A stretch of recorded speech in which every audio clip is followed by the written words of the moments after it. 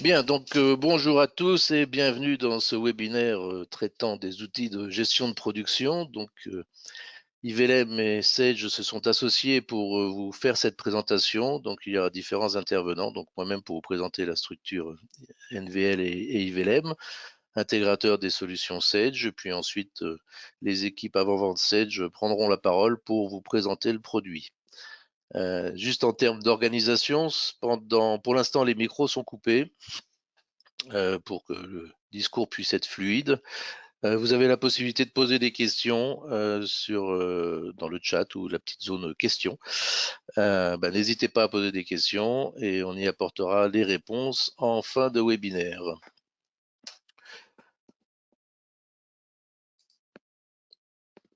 Donc, si ma souris veut bien jouer, voilà. Donc, le groupe NVL est un groupe qui représente 30 millions de chiffre d'affaires sur 2019. Une grande priorité est donnée au service et à l'accompagnement des clients avec 22 millions du chiffre. Un groupe en forte croissance depuis plusieurs années et tout particulièrement l'année dernière avec une croissance, l'année dernière 2019 pardon, avec une croissance de 15%. Ça représente 3600 clients, dont 600 sont hébergés sur nos data centers que nous avons en nom propre chez nous dans la banlieue d'Angoulême. Et ces 3600 clients sont suivis par des équipes réparties sur 7 agences sur l'ensemble du sud-ouest de Poitiers à Pau, en passant bien sûr par Angoulême et Bordeaux. 200 collaborateurs, dont 120 techniciens et ingénieurs, et une société qui a donc un tout petit peu d'expérience avec plus de 30 ans d'existence. Dans le groupe, nous avons 4 grandes activités, toutes tournant autour du service informatique. Une société qui s'appelle Vaelia, qui permet de mettre à disposition des cursus de formation et de certification. La structure Novancy, qui s'occupe de tout ce qui est distribution de solutions informatiques, d'infrastructures et d'infogérance d'infrastructures. En gros, pour faire simple, du matériel.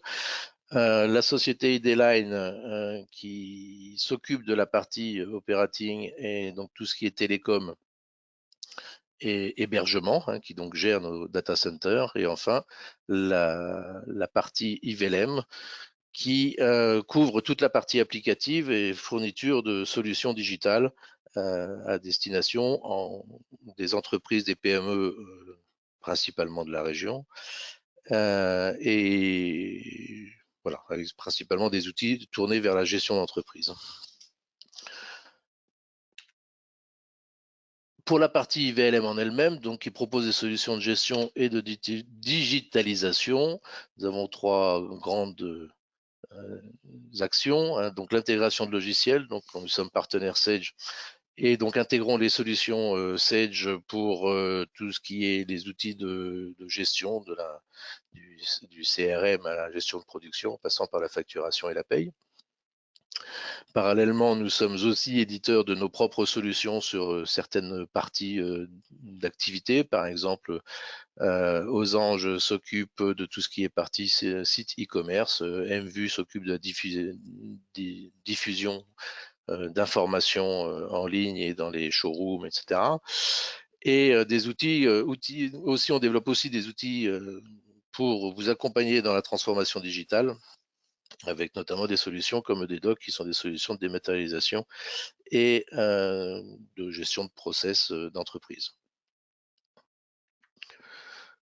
Nous sommes donc, on existe donc depuis plus de 30 ans, on a 40 personnes dans l'équipe, 200 clients hébergés avec des applicatifs Sage ou Cegid et 800 clients sous contrat. Donc comme je vous disais, on travaille particulièrement, principalement et quasi exclusivement sur la gestion d'entreprise, aussi bien gestion commerciale et compta finance que les ressources humaines, avec tous les outils associés, les add-ons qui vont autour de reporting, d'affichage, de digitalisation, dématérialisation et de e-commerce. Et enfin, bien sûr, de la gestion de production, puisque c'est l'objet de notre journée, avec ici quelques références des clients que l'on équipe, comme vous le constaterez effectivement, un certain nombre de structures notables sur la région sud-ouest. Voilà, donc je vais passer la main maintenant à notre ami Yann qui va vous faire la présentation si je lui donne la main, sinon il aura un petit peu de mal. Yann, pour qu'il puisse apporter sa présentation. Hop.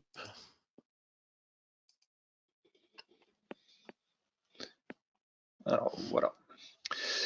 T'es En là. tout cas, bonjour à tous. Donc j'espère que vous voyez bien mon Oui. écran. Donc merci Gilles.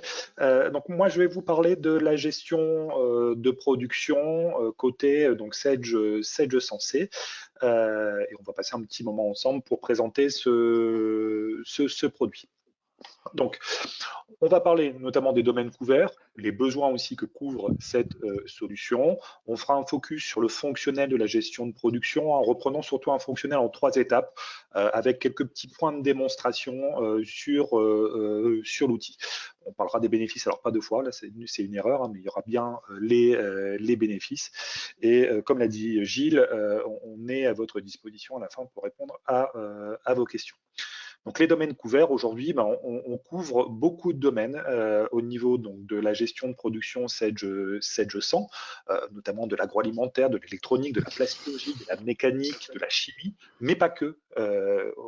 Quasiment aujourd'hui, tous les domaines industriels peuvent être couverts par notre solution. On a une volonté en tout cas d'être assez généraliste au niveau aussi bien des outils de gestion, mais aussi de la gestion de production.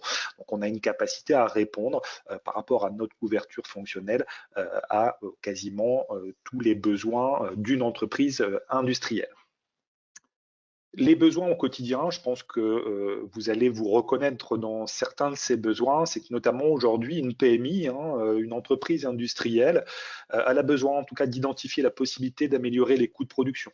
C'est le nerf de la guerre d'une entreprise industrielle. Là où une entreprise qui est dans le pur négoce va essayer d'acheter au moins cher, l'entreprise industrielle, vous le savez bien, va tendre à produire le moins cher pour avoir un coût de revient intéressant et des marges intéressantes mécaniquement par rapport à ce qui est vendu. Donc, ces besoins-là, en tout cas ce besoin-là, au niveau de l'outil gestion de production Sage, on va pouvoir en tout cas répondre et on en reparlera tout à l'heure au niveau de la présentation. Autre besoin du quotidien, c'est suivre en temps réel les actions de l'atelier. Bien sûr, si j'ai besoin d'avoir une identification de mes coûts de revient clairs, j'ai besoin d'une remontée d'informations efficace des temps de production, des temps de main-d'œuvre, des aléas, de tout ce genre d'informations. Et bien sûr, nos outils vont vous apporter cette réponse à ce type de besoin. Autre besoin, c'est surveiller les stocks de matières premières et de composants. Si je veux produire, il faut bien sûr que j'ai la matière ou les composants pour pouvoir produire. Et il faut que j'ai un outil qui soit efficace, me permettant d'éviter d'avoir des ruptures de stock et de ce fait aussi d'éviter d'allonger les délais de livraison de mes clients. Donc, pareillement, on aura des réponses sur ce point-là. Anticiper la demande des clients et les capacités de leurs sous-traitants et de vos fournisseurs. C'est un peu la même chose que cette partie de stock. Si je sais aussi anticiper les besoins de mes clients, mes besoins de sous-traitance et autres, pardon, je vais pouvoir notamment améliorer la relation que j'ai avec mes clients et surtout améliorer les délais de livraison. Donc tout ça, on le verra, ça se passera par des prévisions qui sont facilement réalisables au niveau de l'outil. Aussi optimiser les performances et la maintenance des machines. Bien sûr, c'est l'outil de travail de chacune entreprise industrielle, que ce soit les outils, que ce soit les machines de production. Si elle tombe toujours en panne, ça peut être en tout cas quelque chose de négatif par rapport à la production, par rapport aux livraisons de mes clients. Donc, pareillement, on aura des réponses aussi sur cette partie suivie de la maintenance du parc machine de l'entreprise.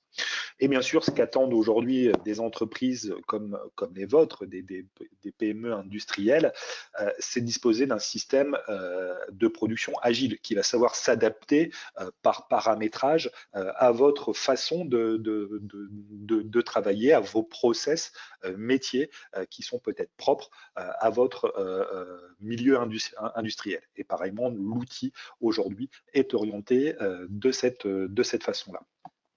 Le fonctionnel gestion de production, très rapidement, vous voyez ici, hein, c'est un outil qui peut être notamment complet, hein, qui peut aller donc, de la gestion financière, gestion commerciale, donc stock client, achat, au niveau donc, de cette partie gestion commerciale, jusqu'à la gestion de production.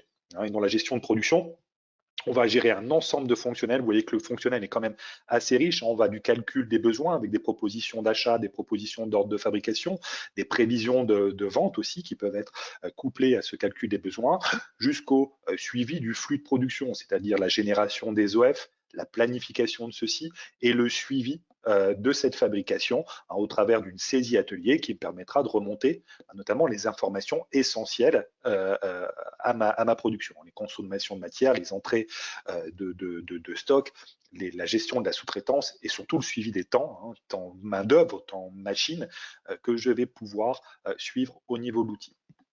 Bien sûr, comme tout outil, on a des options qui permettent notamment d'approfondir certaines fonctionnalités de l'outil. Hein. Approfondir les prévisions avec une vision PIC PDP, d'accord. Approfondir aussi l'aspect notamment je dirais R&D ou demande de devis de produits spécifiques hein, avec un deviseur technique qui va me permettre notamment d'utiliser le référentiel de mes données techniques pour générer un nouveau produit et surtout en déduire un coût de revient pour pouvoir faire une offre de prix, une remise de prix à un client et bien sûr après basculer tout ça dans l'outil de production. La planification aussi améliorée hein, par de la planification de type MRP2 avec prise en compte des contraintes, contraintes matière, contraintes de capacité, contraintes aussi d'outillage qui peuvent être gérées au niveau de cette planification MRP2. Et on en parlait hein, juste avant au niveau en tout cas des besoins d'une entreprise industrielle, hein, donc la GMAO, hein, la maintenance des machines, mais aussi le contrôle qualité et non-conformité de mes productions. De façon transversale, au niveau, en tout cas, de cette offre industrie, on a aussi hein, une solution qui s'appelle Sage BI Reporting qui permet de pouvoir, sur les données aussi bien de la partie comptable, gestion commerciale, gestion de production, de pouvoir créer ses propres tableaux de bord pour un suivi d'activité le plus détaillé possible par rapport à vos besoins de suivi au niveau de votre métier. Ce dont on va parler au niveau du fonctionnel, moi j'ai essayé de le recentrer en 3 étapes, qui sont 3 étapes, je dirais, assez générales, assez clés dans les entreprises industrielles, que sont la préparation, parce qu'il y a toujours un besoin de préparer, notamment préparer ces données techniques, préparer les réapprovisionnements et les lancements aussi à temps des ordres de fabrication hein, via le calcul des besoins, et aussi préparer la planification de cette production. Deuxième étape, ça sera la réalisation, c'est-à-dire que une fois que tout est prêt, on va pouvoir produire, on va avoir besoin de suivi de production, de remontée d'informations au niveau de la saisie atelier, de suivi de la sous-traitance, mais aussi de traçabilité et de qualité.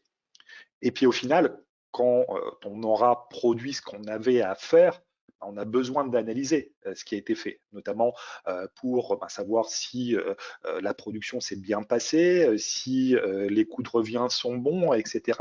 Et on aura dans cette partie analyse la possibilité d'avoir des tableaux de bord et la partie BI reporting. J'ai, au travers de cet écran aussi voulu vous montrer au niveau de ces différentes étapes les besoins que nous couvrons au niveau de la solution, le fonctionnel qui répond notamment à ces besoins et surtout dans la dernière colonne, les bénéfices que cela va apporter. Notamment, il y a un besoin au niveau de la préparation, c'est de maîtriser ces données techniques. D'accord? Pourquoi? Parce que c'est le savoir-faire de l'entreprise et c'est essentiel de pouvoir maîtriser cette partie données techniques. Si on regarde dans le produit, hein, très rapidement, ici, je suis dans ma gestion de production. Je vais pouvoir ici, au travers d'un onglet données techniques, gérer toutes mes données techniques, c'est-à-dire mes articles, mes nomenclatures, mes gammes, mais aussi mes machines et mon outillage. D'accord? Si je regarde par exemple le détail ici d'un article, je vais pouvoir, notamment si je prends un article ici fabriqué, qui est par exemple un bureau en bois, avoir notamment un certain nombre de détails. En sachant, et ça c'est très important, que ces données ici, articles, au-delà des données techniques de type nomenclature, gamme et machine, viennent de la gestion commerciale, hein. C'est-à-dire que si vous avez déjà une gestion commerciale Sage Sensei, toutes ces informations ne sont pas à ressaisir, elles sont récupérées de la gestion commerciale. Mais surtout, vous allez pouvoir notamment gérer votre article, gérer les aspects de données techniques de l'article avec les gammes opératoires, les nomenclatures, donc avec vraiment ici la possibilité d'avoir notamment sur une nomenclature un certain nombre de détails, hein, avec la remontée des prix unitaires de chacun des composants ou matières premières qui sont utilisées, mais surtout la possibilité de gérer finement des informations ici liées à la nomenclature, liées à la consommation. Est-ce que je gère une quantité, donc avec ça, son unité, mais est-ce que je gère aussi éventuellement des quantités par an, enfin plutôt quantité par, hein, est-ce que cette quantité est pour une fabrication unitaire ou est-ce que c'est pour une fabrication de X pièces? Ça, c'est des choses qui sont possibles. La possibilité aussi de gérer des taux de rebut au niveau de la consommation d'une matière. Ça peut être important, notamment dans certaines activités agroalimentaires, où j'ai besoin en tout cas de gérer cette partie rebut. La possibilité aussi d'y associer à cette ici consommation de matière, une opération pour savoir à quelle opération je vais consommer. Autre information, ça va être les gammes opératoires où je vais pouvoir notamment modéliser les différentes opérations. Ici, j'ai 3 opérations sur cette fabrication et dans une opération, de pouvoir en décliner le détail et surtout le détail de planification, c'est ça qui est important pour pouvoir déterminer que cette opération, pour une fabrication ici de type temps unitaire, donc la fabrication, le temps pour fabriquer une pièce, ici j'ai besoin d'autant de temps de réglage, donc qui est mon temps fixe de production, et d'autant de temps de production qui est mon temps variable de production, donc variable par rapport au nombre de pièces que je vais fabriquer. Ce qui est aussi intéressant, c'est qu'au niveau de la gestion des temps, on a plusieurs modes de gestion des temps. Des modes en mode batch, en cadence, en temps de cycle, qui va permettre de s'adapter à votre façon, en tout cas, de gérer cet aspect temps sur vos gammes opératoires. Donc, vous avez quand même un certain nombre d'informations ici au niveau de vos données techniques qui vous permettent notamment de pouvoir maîtriser votre savoir-faire. On a aussi notamment pour garantir la disponibilité des matières, les ressources, maîtriser et réduire éventuellement les coûts de stock, on a un calcul de besoin net qui est aussi à votre disposition dans l'outil, qui va vous permettre notamment comme bénéfice d'anticiper les besoins clients, de vérifier l'adéquation de la fabrication et des approvisionnements avec les besoins qui sont exprimés par les clients, mais aussi de pouvoir ici avoir un effet mécanique de réduction de vos stocks, de réduction de ses coûts, et puis aussi éviter les ruptures. Comment ça se passe au niveau du calcul des besoins? On a ici un outil et un moteur de calcul des besoins qui va vous permettre, par rapport aux différents besoins, c'est-à-dire les commandes fermes les commandes clients fermes qui sont dans votre système, les informations de stock, c'est-à-dire les stocks actuels, les ruptures à terme au niveau de vos stocks, les informations aussi d'ordre de fabrication qui sont déjà dans le système, qui ont eux des besoins de consommation de composants, tout ça va être pris en compte par le calcul des besoins.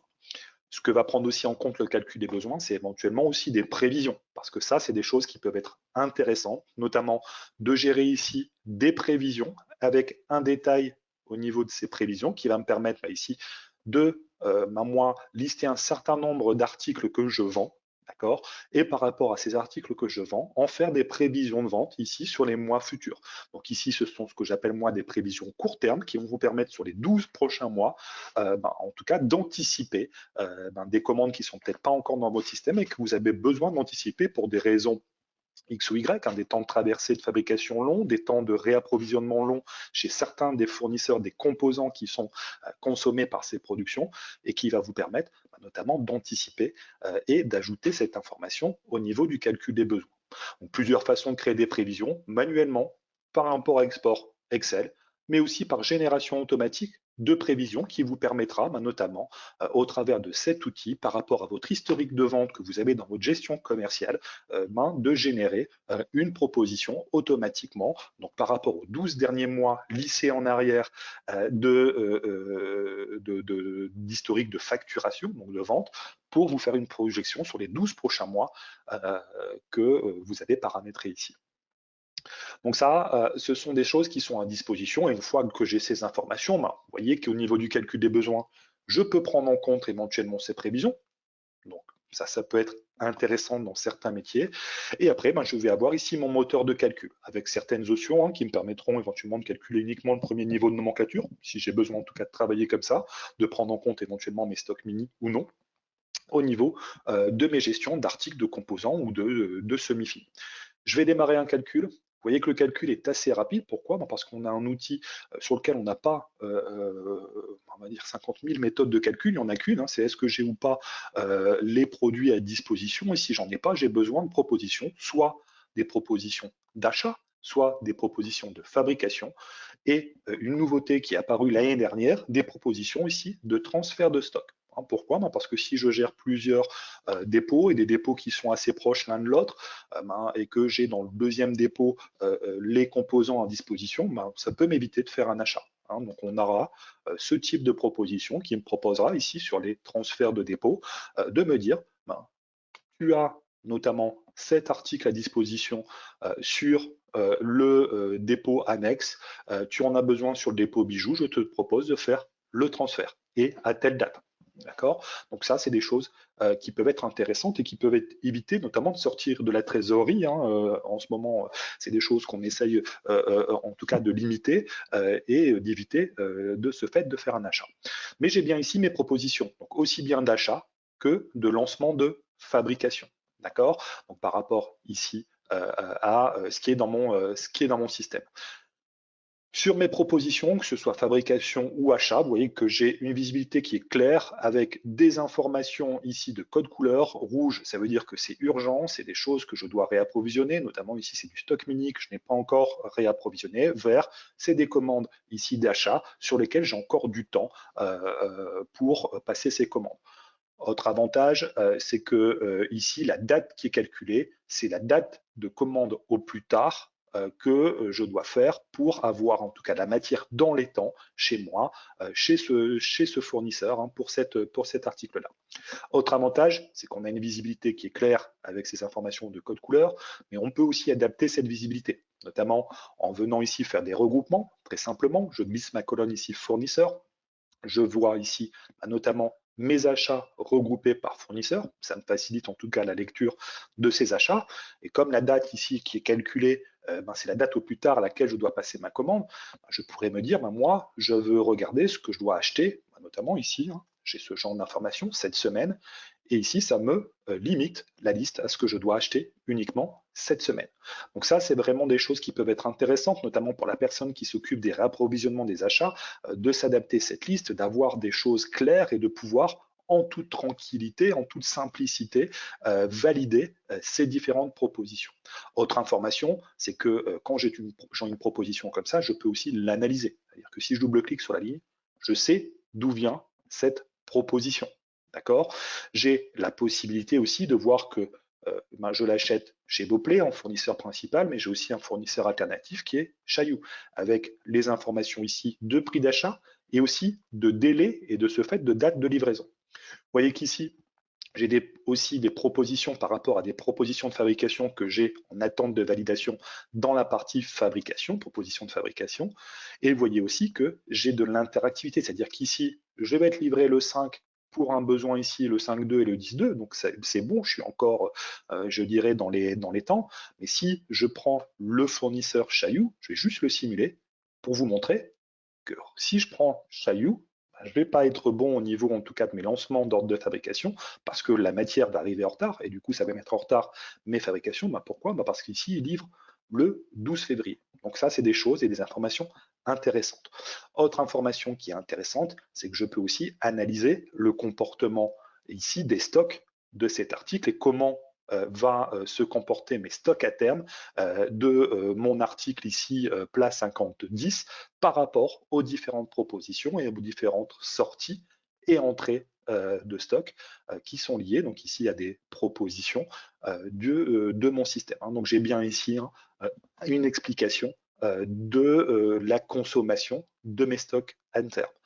Une fois que j'ai fait ça, j'ai juste ici à notamment à valider, enfin sélectionner plusieurs articles, à valider cette proposition en préparation d'achat, et je vais tout retrouver ici au niveau de documents en attente, regroupés par fournisseur avec l'ensemble des articles que j'ai validés en termes de propositions, avec la possibilité aussi de me mettre des alertes ici visuelles par rapport à des montants minimum de commandes qui ne sont pas atteints. Ici 714 pour un minimum de commandes de 1500, c'est pas atteint.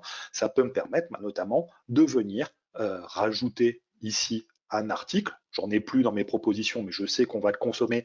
Je peux aller rajouter un article. L'avantage, c'est que si je rajoute un article, j'ai bien uniquement les articles du fournisseur ici qui est concerné, qui est boclé. D'accord. Et une fois que j'ai fait ce travail-là, je n'ai plus qu'ici à cliquer sur commander et directement générer le bon de commande dans ma gestion commerciale, sans ressaisie. Gain de temps, gain aussi au niveau de la sécurité de l'information, puisque rien n'a été ressaisi. Il n'y a pas d'erreur, en tout cas, sur les articles, sur les quantités, sur les différentes informations liées à cette commande d'achat. Tout est repris. Donc ça, c'est ma partie calcul des besoins. J'ai aussi un outil central au niveau du calcul des besoins qui est mon superviseur d'achat. J'aime bien l'appeler la tour de contrôle du responsable des réapprovisionnements qui donne une vision ici rapide de tous les articles qui sont en train de tourner en termes d'achat, tous les fournisseurs avec lesquels je travaille, la liste des commandes en cours, et surtout avec une information importante ici en rouge, les commandes qui sont en retard en termes de livraison fournisseur. Ça peut être vraiment intéressant, et la possibilité aussi de consulter un calendrier des livraisons fournisseurs et de pouvoir voir notamment les différentes livraisons et les différentes commandes qui vont être livrées à une date précise. Donc ça, c'est vraiment intéressant et c'est toutes les informations que j'ai au niveau de ma partie calcul des besoins. Dernière chose au niveau de la préparation, c'est que je vais aussi planifier, notamment optimiser les ressources de production, maîtriser mes délais au travers d'outils de planification. Cette planification, elle est au travers ici d'un onglet planification et surtout au travers d'un moteur de calcul de planning qui va vous permettre ici donc, de calculer un planning et d'avoir ici une proposition de planning sous forme de Gantt. Vous voyez bien ici l'interaction des différentes, en tout cas, étapes et opérations de production, avec la possibilité, bien sûr, tout ça, je peux le bouger à volonté, c'est une proposition, donc c'est moi qui ai la main. La possibilité aussi de m'afficher tous les OF qui sont en retard. Ici, je vois que l'OF numéro 21, ici pour produire une chaise, il est en retard. J'ai ce petit pictogramme ici, ce triangle inversé rouge qui me pointe l'OF en retard, mais aussi la possibilité d'afficher le disponible, notamment ici d'afficher le disponible matière. Je vois ici que notamment je n'ai pas pour la partie ici de fabrication de ma chaise, je n'ai pas toute la matière à disposition. J'ai la possibilité d'aller voir ce qui ne va pas. Ici, je vois que j'ai une assise qui n'est pas disponible. Je sais que je vais la recevoir le 28 juin, donc normalement aujourd'hui à partir de 14h30. Donc c'est possible en tout cas de le planifier aujourd'hui, en sachant que si j'ai la fonction MRP2, pareil, vous voyez qu'ici, ils m'ont décalé des productions à plusieurs jours, notamment à la semaine prochaine. Pourquoi? Parce que je n'ai pas la matière disponible. Donc ça ne sert à rien de venir planifier quelque chose le 28 janvier si je n'ai pas la matière à disposition avant telle date. Si j'en regarde ici l'information du disponible matière, je sais que cette matière, je ne l'aurai pas avant le 1er février 2021. Donc ça ne sert à rien de planifier avant ce 1er février. Donc tout ça, ce sont des choses qui sont à disposition du planning. Une fois que le planning est fait, je vais pouvoir aussi avoir des outils très intéressants. C'est-à-dire qu'une fois que j'ai validé ce planning en planning officiel, je vais avoir notamment du reporting pour faire mes comparatifs de charges au niveau ici de mes différents postes de charge ou éventuellement mes différentes machines pour voir notamment si je ne suis pas en surcharge ou en sous-charge au niveau de certains postes. Mais j'ai aussi un outil qui va me permettre, et ça c'est je pense très intéressant, de pouvoir consulter par rapport aux commandes clients qui sont dans ma gestion commerciale, l'avancement de la production et le respect des délais demandés par le client. Ici, je vois que je suis à peu près bon. J'ai que 2 commandes qui vont être en retard, et j'ai surtout très rapidement ici un visuel sur le côté qui me montre notamment les avances et les retards, mais aussi mon taux de service, mon taux de livrabilité de mes commandes. Très simplement, ici, je vois que j'ai 11 commandes qui vont être livrables dans les temps, une qui va être livrable avec 4 semaines de retard et une à plus de 4 semaines. Est-ce que c'est acceptable ou pas? Après, bien sûr, hein, je pourrais travailler sur le planning pour améliorer ces choses-là, mais c'est des choses qui sont à ma disposition au niveau de l'outil. Donc, je reviens sur le PowerPoint.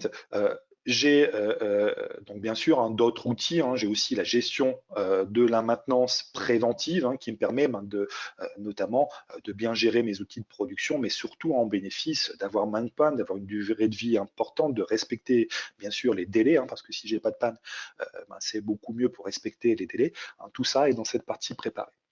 Dans la partie analyse, je vais avoir notamment un ensemble de besoins, suivre et maîtriser les flux, maîtriser l'encours, garantir la qualité de la production, et j'ai un ensemble d'outils qui sont à ma disposition, notamment si je prends ici au niveau du suivi de la fabrication, j'ai pas mal, en tout cas, de tableaux de bord, d'éditions qui me permettent de faire le suivi de la fabrication, d'analyser ici les écarts de fabrication en déclaration de production, de voir la production d'un atelier par semaine, la valorisation de mon encours et un ensemble d'états qui sont à ma disposition dans l'outil.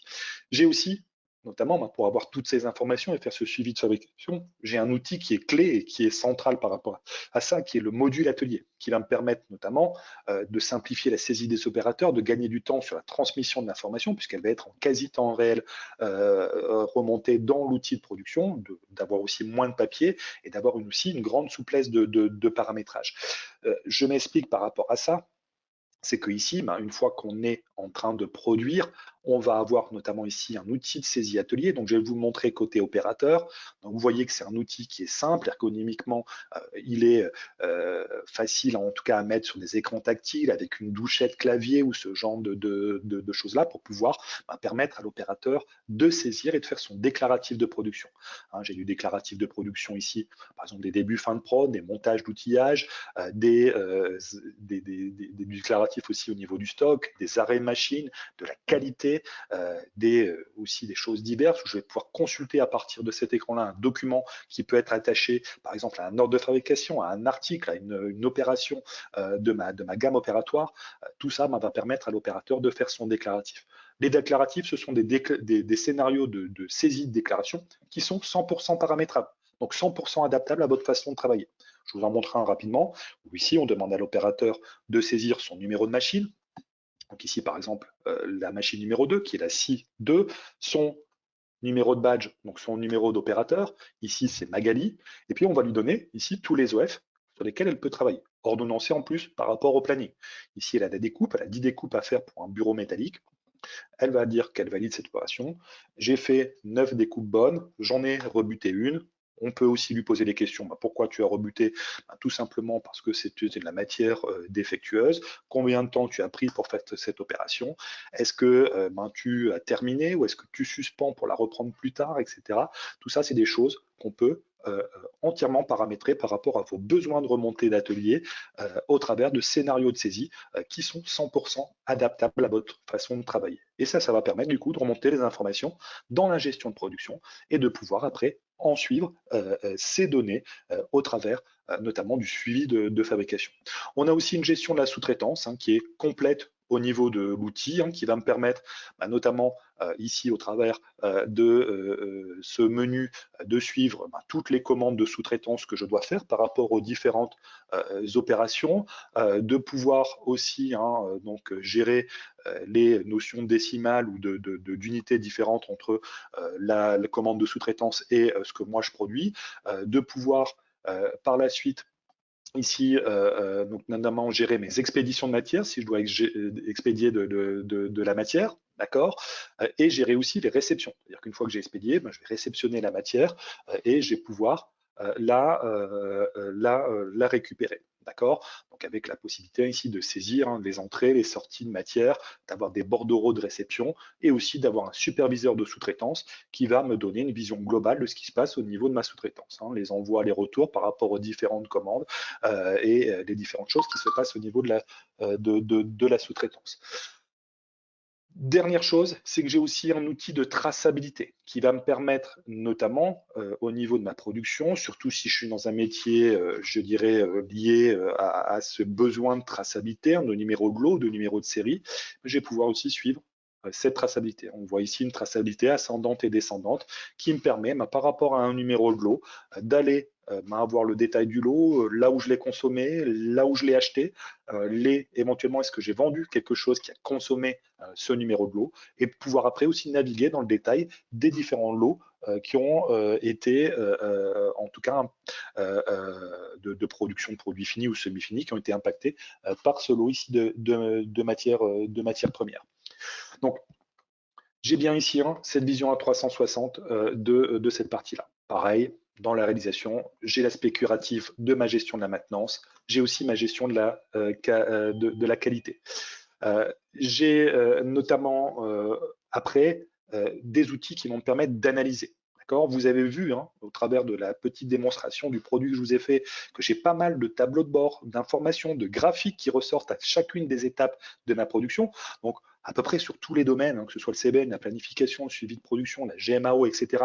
J'ai des informations comment dire, de suivi en temps réel qui sont déjà dans l'outil ERP.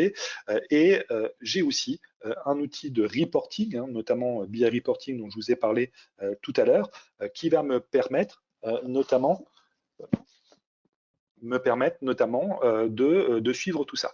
Donc ici, quand vous avez la solution Sage BI Reporting, vous avez un ensemble d'états standards qui sont fournis par Sage. Je vais en prendre un ici qui est le bilan d'ordre de fabrication, où je vais pouvoir ici consulter notamment au travers de cet outil dans Excel directement par rapport à mes données de production, ici les informations notamment de suivi de bilan d'ordre de fabrication, donc les temps prévus répartis ici par rapport à la matière, la machine, la main-d'œuvre, les coûts réels, éventuellement les rebuts, les écarts, etc. Toutes ces informations vont être remis ici dans un tableau de bord assez général, très graphique, qui va me permettre en tout cas de suivre cette activité. Donc voilà en tout cas pour la présentation du produit. Les bénéfices, c'est quelques retours en tout cas de clients et les bénéfices qu'on a pu remonter sur cette solution. C'est qu'il y a des réductions au niveau des coûts de production, à peu près. C'est une moyenne, bien sûr, de 10% au minimum sur une période de 6 mois.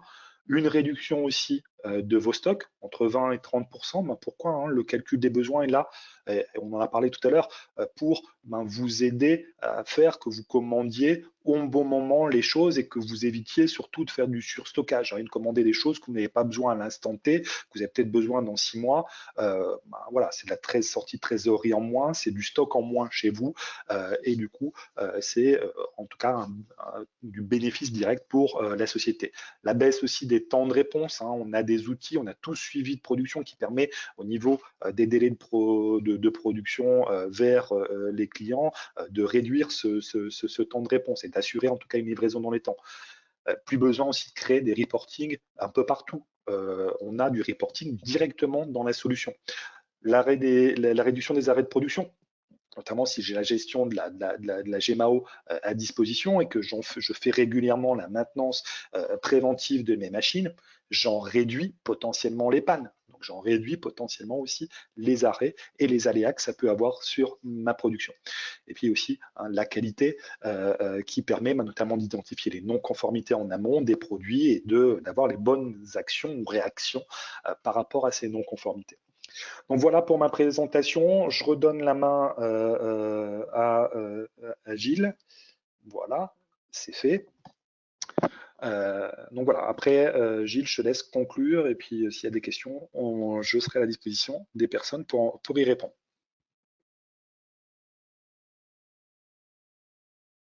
Alors, j'ai la main. Parfait. Donc, merci beaucoup Yann pour cette présentation.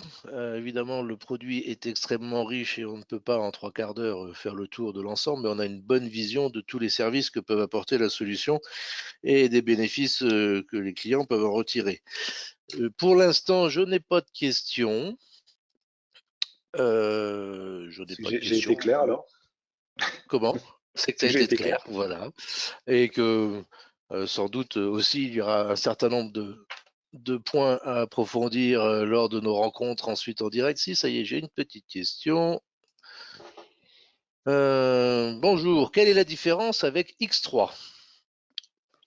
Ah, Alors, vaste sujet. la grosse différence, la question, je dirais,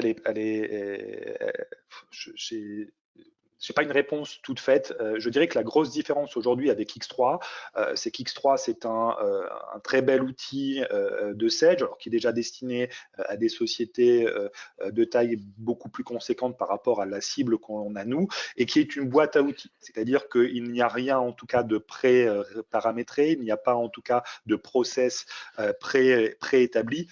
Il faut en tout cas paramétrer toutes ces choses-là pour s'adapter à votre façon de travailler. Là où nous, on a une grosse différence par rapport à X3, c'est que notre outil et la philosophie des produits Sage Sensei, ce sont des produits, je vais dire, prêts à être utilisés, hein, ready to use en anglais, qui vont vous permettre, notamment avec comment dire, du fonctionnel fort, du fonctionnel assez déjà généralisé dans l'outil, vous permettre de pouvoir démarrer très rapidement avec ces fonctionnalités qui sont déjà présentes dans l'outil, déjà disponibles, déjà pré-paramétrées pour vous permettre de démarrer rapidement.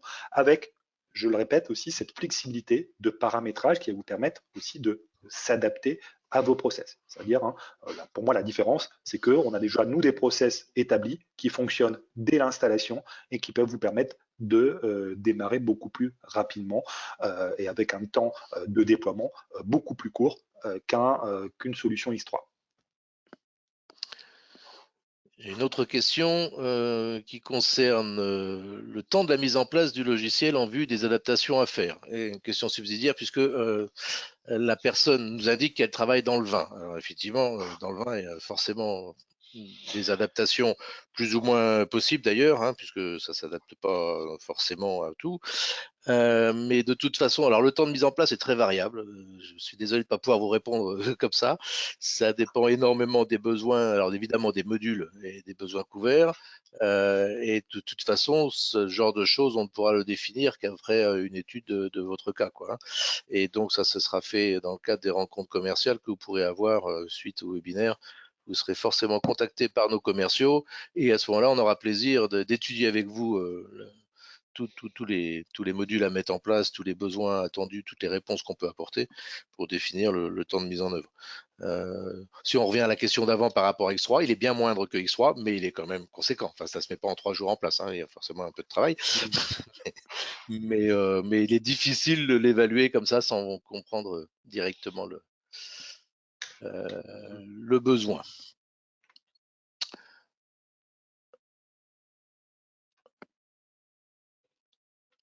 Hein, j'ai pas d'autres questions pour l'instant. Existe-t-il un configurateur de produits? Alors, qu'est-ce qu'on entend par configurateur de produit? Parce que y a deux choses. Nous, on a un deviseur technique qui permet en tout cas de configurer ou modéliser un produit par rapport à des données techniques. Du coup, d'en retirer un coût de revient, de mettre sur ce coût de revient une marge et de pouvoir faire une proposition de prix à un client. Donc, c'est le devis technique dont j'ai parlé tout à l'heure au niveau des options.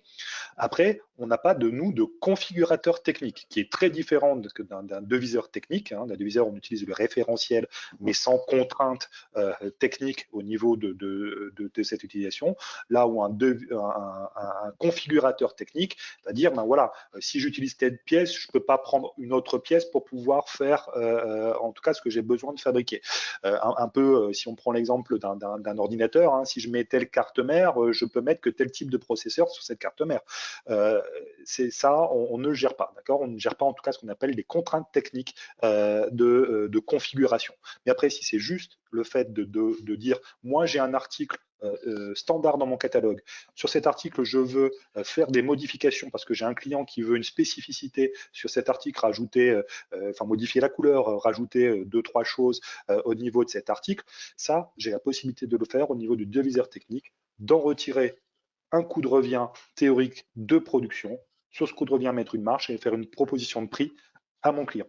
Hein. Et tout ça dans le cadre d'un deviseur. Donc ça reste, tant que c'est dans le deviseur, ça reste entre guillemets du virtuel, je dirais un peu de la R&D, du prototypage. Et une fois que les choses sont validées, je vais pouvoir basculer tout ça dans mon référentiel de données techniques et pouvoir lancer la production de ce produit. J'espère que ça répond à la question, Ça mais a l'air, voilà, on me dit différence, OK. voilà, Le monsieur différence me répond entre OK, merci. Donc je pense que ça répond. Si ça répond pas, on peut toujours ouvrir le micro de ce monsieur s'il le souhaite. Non, ça répond complètement, m'écrit-il. Donc tout va bien. voilà. Hein. Donc en deviseur technique, oui, configurateur technique, non.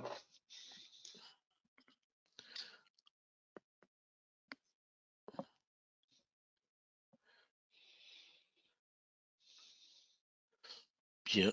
Pas de questions, pas de chat, pas de main levée.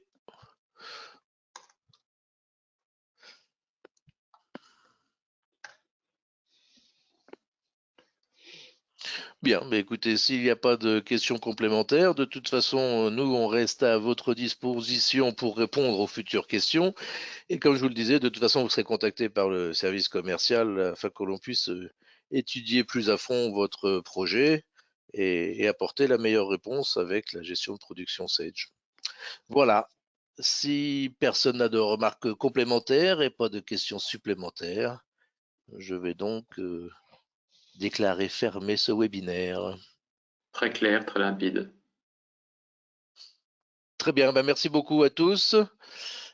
Merci beaucoup à Yann pour sa présentation et Et puis de rien, merci, à très très bientôt. Merci, au revoir. au revoir.